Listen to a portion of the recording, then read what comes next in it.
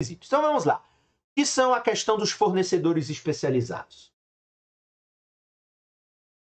Em muitas indústrias, então, a produção de mercadorias e serviços e em uma maior extensão o desenvolvimento de novos produtos, portanto, por exemplo, gastos com pesquisa e desenvolvimento, o P&D, requerem a utilização de equipamento especializado ou serviço de apoio. Então, coloque na sua cabeça o seguinte: produtos muito sofisticados que são produzidos, por exemplo, indústria farmacêutica, requer ao seu redor, pelo menos, um conjunto de máquinas, equipamentos, serviços de apoio que, estando longe, tem problema.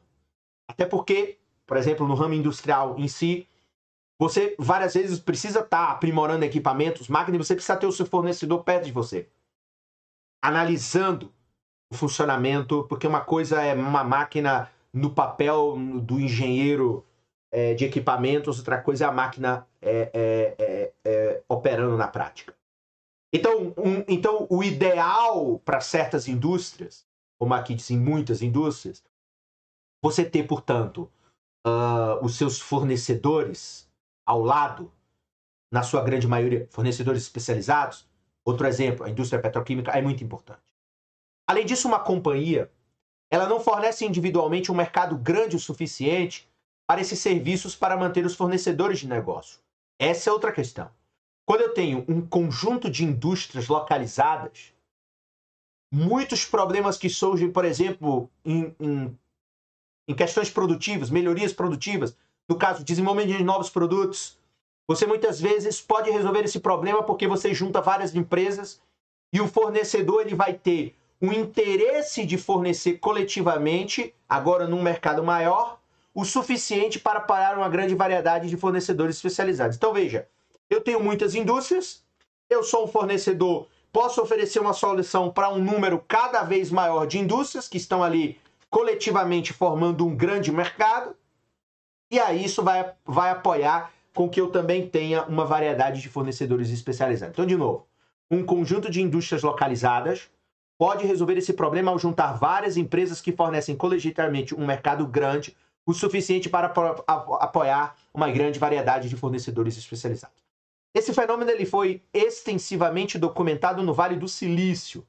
Então veja, um estudo de 1994 reconta como, ao passo que a indústria cresceu, engenheiros deixaram companhias semicondutoras estabelecidas para começarem empresas que produziriam mercadorias importantes, como fornos de difusão, câmeras de repetir, materiais e componentes como fotomáscara, dispositivos de testes e máquinas de equipamentos, produtos químicos, um monte de coisa.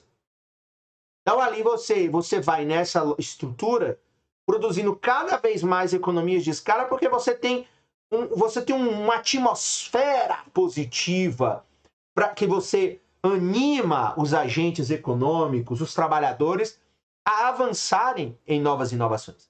Então veja, esse setor de equipamentos independente promoveu a formação contínua de empresas semicondutoras ao liberar produtores individuais da despesa de desenvolver equipamentos importantes internamente e ao distribuir os custos de desenvolvimento. Então, em vez, por exemplo, de uma fábrica de carro ficar preocupado em produzir o seu robô, você pode ter uma empresa de robô que vai fornecer um robô, enfim, de solda para a Ford, para a GM, para a Renault, para a Mercedes-Benz. Então você criou uma atmosfera que permite, digamos assim, o surgimento e o fortalecimento de fornecedores especializados. Isso também reforçou a tendência em direção à localização industrial, já que a maioria dessas entradas especializadas não estava disponível em nenhum outro lugar do país. Então veja, isso reforça a tendência da localização industrial. Porque hoje, por exemplo, quando a gente pensa em indústria tecnológica nos Estados Unidos, não tem como pensar que a primeira opção de qualquer empresa, até uma empresa estrangeira que queira se estabelecer nos Estados Unidos, é se estabelecer no Vale do Silício. Uma empresa cinematográfica, o ideal é Nova York ou Hollywood. Uma empresa de banco, o ideal é Nova York. Então você tem essas questões. Como a citação sugere, A disponibilidade dessa densa... E aí, veja, o que você faz numa localização industrial? Você produz uma densa rede de fornecedores especializados que vai permitir, no caso do Vale do Silício, as empresas de alta tecnologia no Vale, algumas vantagens consideráveis sobre as empresas de outros lugares. Então, quem está ali no Vale do Silício tem uma série de vantagens. Internet, mão de obra, cursos e mais cursos. É uma atmosfera assim que, teoricamente, é até difícil explicar. A pessoa precisa ir lá para ver o que é o ambiente que você tem em torno do funcionamento desse tipo de coisa. Então, veja, dá às empresas do Vale do Silício vantagens em comparação às que não estão lá. Entradas-chaves são mais baratas e mais facilmente disponíveis, porque existem muitas empresas competindo para fornecê-las e elas podem concentrar-se no que fazem de melhor. E aí, claro, nesse ambiente, você tem, nesses fornecedores especializados, uma grande estrutura de terceirização de vários, digamos, subatividades, porque ali você passa a se preocupar, né, com o núcleo duro do negócio, com o core business, né, como gostam de utilizar a expressão em inglês. Por exemplo, algumas empresas do Vale do Silício que se especializaram em fornecer chips de computador altamente sofisticados para consumidores especiais escolheram se tornar fables, né? Isto é, elas não têm nenhuma fábrica onde o chip possa ser fabricado. Em vez disso, elas concentram-se em criar os chips, né? Ou seja, idealizar os chips e aí já contrata outras empresas para fabricá-los. Porque aí também é um outro fenômeno, né, da globalização mais recente. Ou seja, por exemplo, o Vale do Silício é um ambiente de criação, idealização, formatação. Não significa que lá tem fábricas, igual o caso da Apple, lá não tem fábricas. O caso dos microchips, lá não tem fábrica. Mas o designer, a criação, a patente, toda essa indústria de criação, né? Essa indústria sofisticada, está lá. Tá? E aí você terceiriza, porque você considera o processo produtivo, digamos assim, de fazer aquilo que você idealizou muito mais simples. Uma companhia que tentasse entrar na indústria em outro lugar, por exemplo, em um país que não tivesse um conjunto de indústrias comparáveis, olhe lá, estaria, claro, em desvantagem imediata, porque não teria fácil acesso aos fornecedores do Vale do Silício e teria de fornecê-los para si mesmo ou enfrentar a tarefa de tentar fazer negócios com os fornecedores baseados no Vale do Silício à distância. E aí, por exemplo, isso explica em parte porque está cada vez mais difícil, por exemplo, no setor tecnológico, como os autores estão colocando aí, o fato de que é cada vez mais difícil você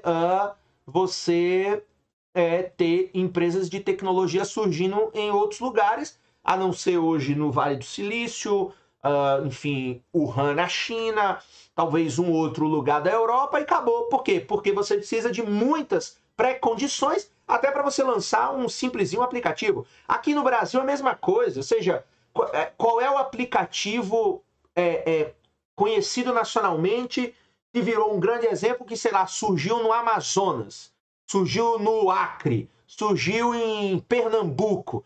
Não tem. Por quê? Porque você tem em São Paulo e no Rio de Janeiro um conjunto de condições que permitem você ali formatar esse tipo de tecnologia, porque ali você já tem também um polo, digamos assim, nacional, assim como o Vale do Silício não só um polo tecnológico americano, mas um polo tecnológico mundial.